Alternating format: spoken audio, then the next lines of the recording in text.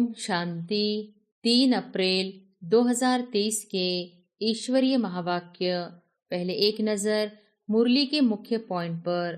बाबा ने कहा, भारत में ही पूज्य देवी देवताओं का राज्य था, जिसको स्वर्ग सचखंड कहा जाता था। अब भारत झूठखंड है। अब सभी नयनहीन बुद्धिहीन हैं, क्योंकि सब में 5 विकार प्रवेश है। रावण ने नयनहीन और बुद्धिहीन बनाया है, एक दो को दुख देते रहते हैं।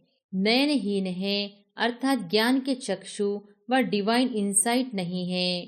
भगवान वॉच, मैं तुमको राजयोग सिखाता हूँ। श्री अर्थात श्रेष्ठ मत से अब तुमको बुद्धिवान बनाया जाता है। दिव्य चक्षु अर्थात ज्ञान का तीसरा नेत्र देते हैं। देह अहंकार व 5 विकार, इसीलिए सभी घोर अंधियारे में हैं।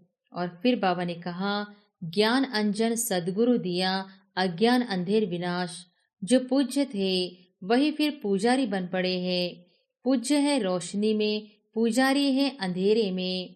आत्मा परमात्मा अलग रहे बहुकाल, ऐसे नहीं। परमात्मा परमात्मा से अलग रहे बहुकाल नहीं। पहले नंबर का अज्ञान है। आत्मा सो परमात्मा, परमात्मा सो आत्मा कहना। परमात्मा कहते हैं, मेरा शारीरिक नाम ही नहीं है, मेरा नाम शिव ही है। मैं से बूढ़े वानप्रस्थ तन का आधार लेता हूँ। यह पूज्य था, अब पुजारी बना है। शिव बाबा जन्म मरण में नहीं आते, सिर्फ आकर भारत को स्वर्ग बनाते हैं। और फिर लास्ट में बाबा ने कहा, योग से ही आयु बढ़ती है, विकर्म विनाश होते हैं, और कोई उपाय पतित से पावन बनने का है नहीं। यह है ही पतित दुनिया, पवित्रता है मुख्य। अब तो no health, no wealth, no happiness. यह रुण्य के पानी मिसल मृग तृष्णा समान राज्य है। जनक राज्य भाग्य सहित बलि चढ़ा तो उनको जीवन मुक्ति मिली।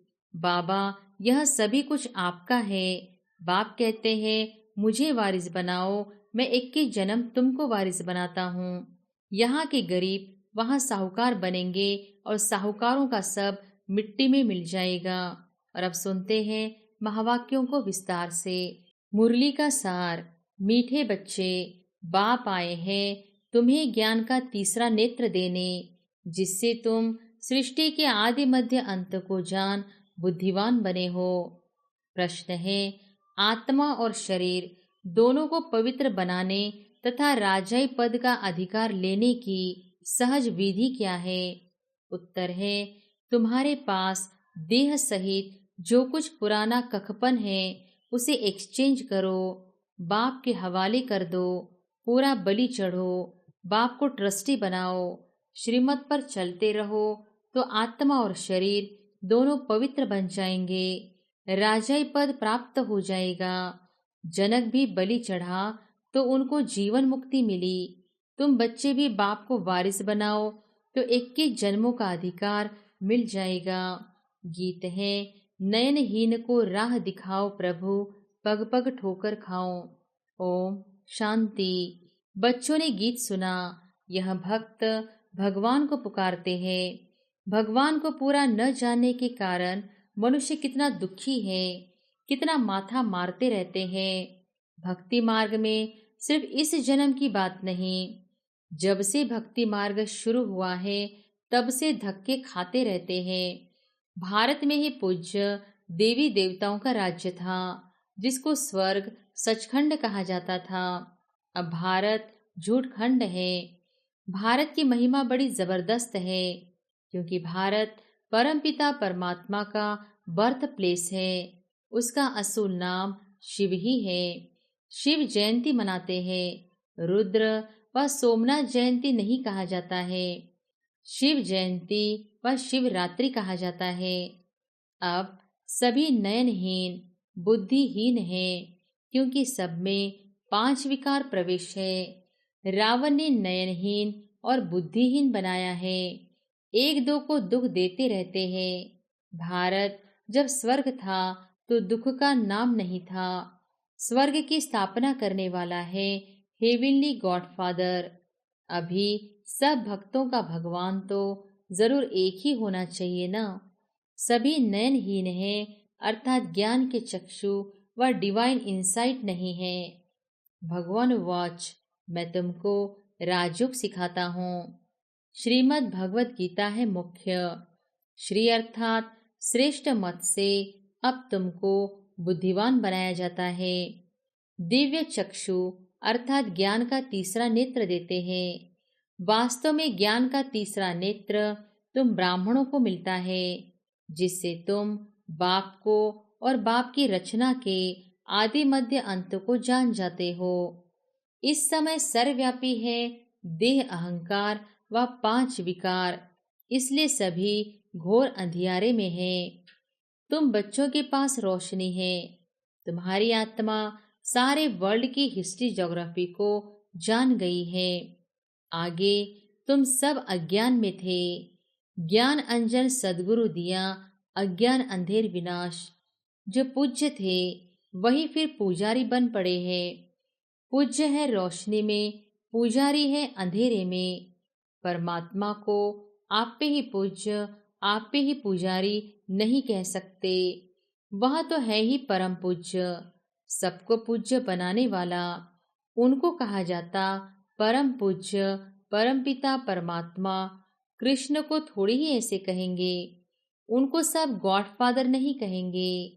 निराकार गॉड को ही सब गॉडफादर कहते हैं। है वह भी आत्मा, परंतु परम है, इसलिए उनको परम पिता परमात्मा कहा जाता है। आत्मा और परमात्मा का रूप एक ही है। जरूर हम आत्मा है, वह परम आत्मा सदैव परम धाम में रहने वाला है। अंग्रेजी में उनको सुप्रीम सोल कहा जाता है। बाप कहते हैं तुम गाते भी हो, आत्मा परमात्मा अलग रहे बहुकाल। ऐसे नहीं, परमात्मा परमात्मा से अलग रहे बहुकाल नहीं। पहले नंबर का अज्ञान है आत्मा सो परमात्मा, परमात्मा सो आत्मा कहना। आत्मा तो जन्म मरण में आती है, परमात्मा थोड़े ही पुनर्जन्म में आते हैं। बाप बैठ समझाते हैं, तुम भारतवासी, स्वर्गवासी, पूज्य थे। यह सारी ईश्वरीय फैमिली हो गई ना। अच्छा, भला यह तो बताओ तुम माता पिता किसको कहते हो? यह कौन कहते हैं?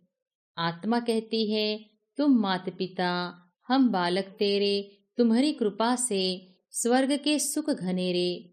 हमको स्वर्ग में मिले हुए थे। तुम माता पिता आकर स्वर्ग की स्थापना करते हो, तो हम आपके बच्चे बनते हैं।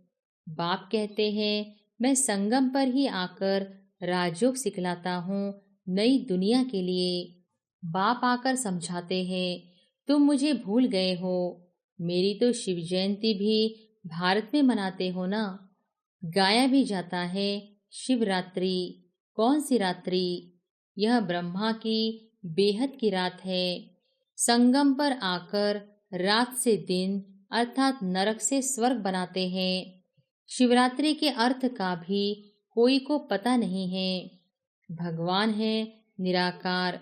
मनुष्यों के तो जन्म बाई जन्म शरीर के नाम बदलते हैं। परमात्मा कहते हैं मेरा शारीरिक नाम ही नहीं है, मेरा नाम शिव ही है। मैं से बूढ़े वानप्रस्थ तन का आधार लेता हूँ। यह पूज्य था, अब पुजारी बना है। शिव बाबा आकर स्वर्ग रचते हैं, हम उनके बच्चे हैं, तो जरूर हम स्वर्ग के मालिक होने चाहिए ना। वह शिव बाबा है ऊंचे ते ऊंचा। ब्रह्मा विष्णु शंकर का पाठ अपना अपना है। हर एक एक्टर का पाठ अपना है। हर एक आत्मा में अपना सुख का पाठ नूंधा हुआ है। बाप कलप कलप आकर भारतवासियों को स्वर्गवासी बनाते हैं, उसको भूल गए हैं। कहते हैं फलाना स्वर्गवासी हुआ। अरे अब तो नरक है, तो पुनर्जन्म जरूर नरक में ही लेंगे ना। तो फिर तुम उनको नरक का भोजन क्यों खिलाते हो? स्वर्ग में तो अथाह वैभव है, फिर उनकी आत्मा को मंगाकर नरक का भोजन क्यों खिलाते हो? पतित ब्राह्मण को खिलाते हो, प्याज आदि खिलाते हो, वहां थोड़ी ही यह होता है। तो देखो भारत की क्या हालत हो गई है। भगवान वॉच, अब मैं तुमको ज्ञान का तीसरा नेत्र देता हूँ। तुम फिर से राजाओं का राजा बनेंगे। देवी देवताएं 84 जन्म भोग पूज्य से पुजारी बन गए हैं। तुम जानते हो हम शिव बाबा के वारिस बने थे। शिव बाबा ने स्वर्गवासी बनाया था, तब उनको सब याद करते हैं। ओ गॉड फादर, रहम करो। साधु भी साधना करते हैं, क्योंकि यहाँ दुख है तो निर्वाण धाम जाना चाहते हैं। आत्मा परमात्मा में लीन तो होती नहीं, यह समझना भूल है। अब तुम कहते हो हम आत्मा परमधाम में रहने वाली है। हम आत्मा सो देवी देवता कुल में आएंगी, फिर 84 जन्म भोगेंगी। हम सो आत्मा फिर देवी कुल, क्षत्रिय कुल से वैश्य शूद्र कुल में आएंगे। शिव बाबा जन्म मरण में नहीं आते, सिर्फ आकर भारत को स्वर्ग बनाते। गाया भी जाता है सतयुग में सूर्यवंशी श्री लक्ष्मी नारायण की डिनाइस्टी थी। जैसे क्रिश्चियन घराने में Edward the first, Edward the second, third चलता है, वैसे ही वहाँ भी Lakshmi Narayan the first, Lakshmi Narayan the second, third, ऐसे 8 डिनाइस्टी चलती है। अभी तुम ब्राह्मणों का तीसरा नेत्र खुला है। बाप बैठ आत्माओं से बात करते हैं। तुम ऐसे 84 का चक्र लगाकर इतने इतने जन्म लेते आए हो। वर्णों का भी एक चित्र बनाते हैं, जिसमें देवता, क्षत्रिय, वैश्य, शूद्र बनाते हैं। अब तुम जानते हो हम सो ब्राह्मण चोटी हैं। इस समय हम हैं ईश्वरीय औलाद। प्रैक्टिकल में इस समय राजयोग और ज्ञान से हमको सुख घनेरे मिलते हैं। कोई तो सूर्यवंशी राजा रानी का वर्षा लेते हैं, कोई चंद्रवंशी का। सारे किंगडम स्थापन हो रही है। हर एक अपने पुरुषार्थ से वह पद पाएंगे। कोई अगर पूछे कि अभी पढ़ते पढ़ते हमारा शरीर छूट जाए तो क्या पद मिलेगा, तो बाबा बतला सकते हैं योग से ही आयु बढ़ती है, विकर्म विनाश होते हैं, और कोई उपाय पतित से पावन बनने का है नहीं। पतित पावन कहने से ही भगवान याद आता है। भगवान है कौन यह नहीं जानते। बाप कहते हैं मैं आता ही भारत में हूँ, यह मेरा बर्थ प्लेस है। सोमनाथ का मंदिर कितना आलीशान था, यह बाप ही बच्चों को समझाते हैं, जिसके फिर बाद में शास्त्र बनते हैं। भक्ति मार्ग में ही यह यादगार बनना शुरू होते हैं।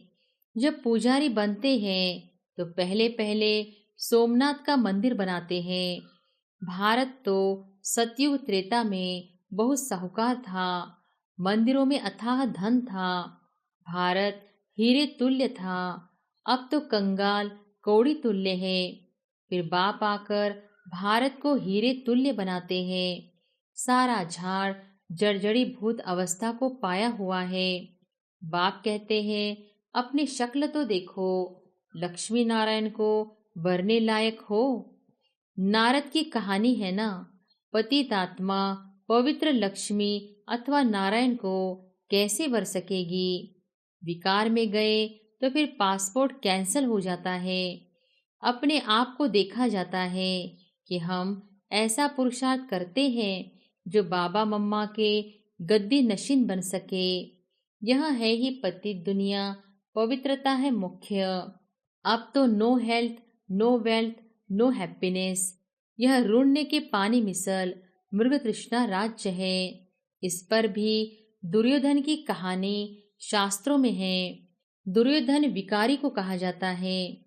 द्रौपदी कहती है हमारी लाज रखो। यह द्रौपदियां है ना, बाप कितना अच्छी रीति समझाते हैं। जितना बुद्धियोग पूरा लगा हुआ होगा तो धारणा भी होगी। नॉलेज ब्रह्मचर्य में ही पड़ी जाती है।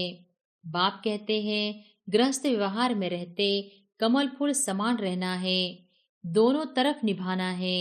मरना भी जरूर है। मरने समय मनुष्यों को मंत्र देते हैं। बाप कहते हैं तुम सब मरने वाले हो। मैं कालों का काल सबको वापस ले जाने वाला हूँ। तो खुशी होनी चाहिए ना। फिर जो अच्छी रीति पढ़ेंगे वह स्वर्ग के मालिक बनेंगे, नहीं पढ़ेंगे तो प्रजापद पाएंगे। यहाँ तुम आए हो राज्य पद पाने। यह पढ़ाई है, इसमें अंधश्रद्धा की बात नहीं। यह पढ़ाई है राजाई के लिए। जैसे उस पढ़ाई के एम ऑब्जेक्ट है बैरिस्टर बनेगा तो योग जरूर पढ़ाने वाले टीचर से रखना पड़े। यहाँ तुमको भगवान पढ़ाते हैं तो उनसे योग लगाना है। बाप कहते हैं मैं परमधाम बहुत दूर दूर से आता हूँ। परमधाम कितना ऊंचे है, सूक्ष्म वतन से भी ऊंचे है। वहां से आने में मुझे 1 सेकंड लगता है। उनसे तीखा और कुछ हो नहीं सकता। सेकंड में जीवन मुक्ति देता हूँ। जनक का मिसाल है ना। अभी तो नरक पुरानी दुनिया है, नई दुनिया स्वर्ग को कहा जाता है। बाप नरक का विनाश कराए स्वर्ग की स्थापना कराते हैं। बाकी उनको सर्वव्यापी कहने से क्या मिलेगा? कुछ भी नहीं। बाप तो आकर स्वर्ग का मालिक बनाते हैं। बाकी सभी आत्माएं शांतिधाम चली जाएंगी। आत्मा अमर है, उसको पाठ भी अमर मिला हुआ है। फिर आत्मा छोटी बड़ी कैसे हो सकती? आत्मा है ही स्टार, बड़ी छोटी हो न सके। अब तुम हो God fatherly student. God father knowledgeful blissful है, वह तुमको पढ़ा रहे हैं। तुम जानते हो इस पढ़ाई से हम सो देवी देवता बनेंगे। तुम भारत की सेवा कर रहे हो। पहले पहले तो बाप का बनना है। और जगह तो गुरु के पास जाते हैं, उनके बनते हैं अथवा उसे अपना गुरु बनाते हैं। यहाँ तो है बाप, तो पहले बाप का बच्चा बनना पड़े। बाप बच्चों को अपनी जायदाद देते हैं। बाप कहते हैं बच्चे तुम एक्सचेंज करो, तुम्हारा ककपन हमारा, हमारा सब कुछ तुम्हारा। देह सहित जो कुछ है वह सब कुछ मेरे को दो। मैं तुम्हारी आत्मा और शरीर दोनों को पवित्र बना दूंगा और फिर राजाई पद भी दूंगा। तुम्हारे पास जो कुछ है वह बलि चढ़ो, मुझे ट्रस्टी बनाओ, मेरी श्रीमत पर चलो। जनक राज्य भाग्य सहित बलि चढ़ा तो उनको जीवन मुक्ति मिली। बाबा यह सभी कुछ आपका है। बाप कहते हैं मुझे वारिस बनाओ। मैं 21 जन्म तुमको वारिस बनाता हूँ। सिर्फ मेरी मत पर चलो। भला धंधा करो, विलायत जाओ, कुछ भी करो, सिर्फ मेरी मत पर चलो। खबरदार रहना है, माया घड़ी घड़ी पछाड़ेगी। विकर्म कोई नहीं करना है। कदम कदम श्रीमत पर चलना है तो तुम श्रेष्ठ बनेंगे। बाप तो दाता है, सिर्फ तुमको ट्रस्टी बनाते। कहते भी हो यह बच्चे धन आदि सब भगवान का दिया हुआ है। अब भगवान कहते हैं मुझे दो, मैं एक्सचेंज करता हूँ। मैं प्रतिज्ञा करता हूँ श्रीमत पर चलने से तुमको ऐसा श्रेष्ठ बनाऊंगा। यह है राजयोग। यह लक्ष्मी नारायण भी इस राजयोग से ऐसे बने हैं। बिड़ला जिसने लक्ष्मी नारायण का मंदिर बनाया है वह खुद नहीं जानते कि यह लक्ष्मी नारायण इतने धनवान कैसे बने। अब बाप समझाते हैं यहाँ के गरीब वहाँ साहूकार बनेंगे और साहूकारों का सब मिट्टी में मिल जाएगा। अच्छा मीठे मीठे सिकिलधे बच्चों प्रति माता पिता बाप दादा का याद प्यार और गुड मॉर्निंग। रूहानी बाप की रूहानी बच्चों को नमस्ते। धारणा के लिए मुख्य सार। पहली पॉइंट, माता पिता के गद्दी नशीन बनने के लिए पवित्रता की धारणा करनी है। दोनों तरफ निभाते हुए पढ़ाई पर पूरा ध्यान देना है। दूसरी पॉइंट, कोई भी विकर्म नहीं करना है। बहुत खबरदार हो, श्रीमत पर चलते रहना है, ट्रस्टी जरूर बनना है। वरदान है अपने मस्तक बीच सदा बाप की स्मृति इमर्ज रखने वाले मस्तक मणि भव। अपने मस्तक बीच सदा बाप की स्मृति इमर्ज रखने वाले मस्तक मणि भव। मस्तक मणि अर्थात जिसके मस्तक में सदा बाप की याद रहे, इसी को ही ऊंची स्टेज कहा जाता है। अपने को सदा ऐसी ऊंची स्टेज पर स्थित रहने वाली श्रेष्ठ आत्मा समझ आगे बढ़ते रहो। जो इस ऊंची स्टेज पर रहते हैं वह नीचे को अनेक प्रकार की बातों को सहज पार कर लेते हैं। समस्याएं नीचे रह जाती हैं और स्वयं ऊपर हो जाते। मस्तक मणि का स्थान ही ऊंचा मस्तक है, इसलिए नीचे नहीं आना, सदा ऊपर रहो। स्लोगन है, बेफिक्र बादशाह की स्थिति का अनुभव करना है तो मेरे को तेरे में परिवर्तन कर दो। अच्छा, ओम शांति।